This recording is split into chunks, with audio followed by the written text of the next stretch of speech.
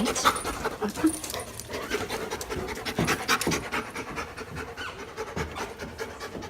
Gus, can you sit?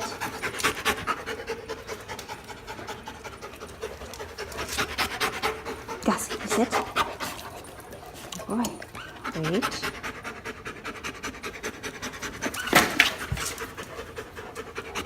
Okay, Gus, come on. That's just a good way to teach dogs self-control and manners at the door, so they don't think that just because there's a door open doesn't mean they can bust right through it. So another thing I'm doing with Gus, another thing I'm trying with him is that, you know, he does this thing where he kind of will come up and like paste himself to my side. So I'm not, when he does that, I don't pet him. I kind of ignore him. The reason for that is I want to build his confidence. And when he does that, I think that's a bit of an insecure thing. Like he feels a little bit needy. So like he needs to be right next to me, which is not a bad thing. It's just that I want to boost his confidence. So what I'm doing instead is, so rather than petting him when he does that, because that might be kind of affirming on some level that there's something for him to feel, you know, anxious about.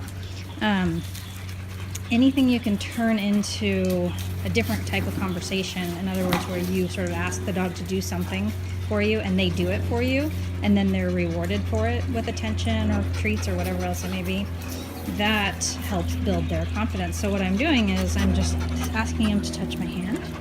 Yes, good, Gus. And then petting him for that. And actually, I just now went and got my phone, but before I had my phone, and the first several times I tried that, I would stick my hand out and he would just, good, Gus. And he would just go right down into that submissive sort of, low head, laying on the ground and showing his belly posture. So it's ironic, of course, as soon as I have my camera. Let's try it again. Gus. I think now he's kind of got it. You touch? Good, Gus. Good boy. So yeah, he got that right away. But anyway, when I asked him for the touch on the hand and he did that sort of low head submissive thing, I would just say nope and I would turn around. But so now you see he's being rewarded for that show of confidence, basically. So the higher posture, the head held up high. Ready? So now I'll do it up higher. Yes, good boy. Good.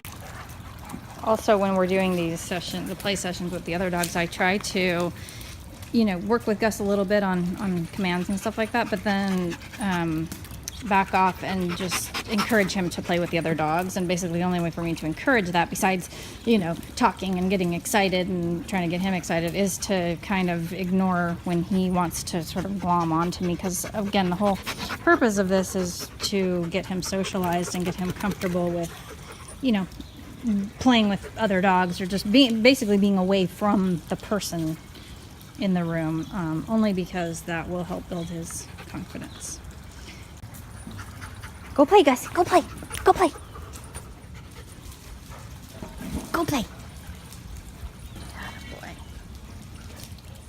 Because see, if I don't encourage that, he'll just kind of stick right by me. So I definitely want to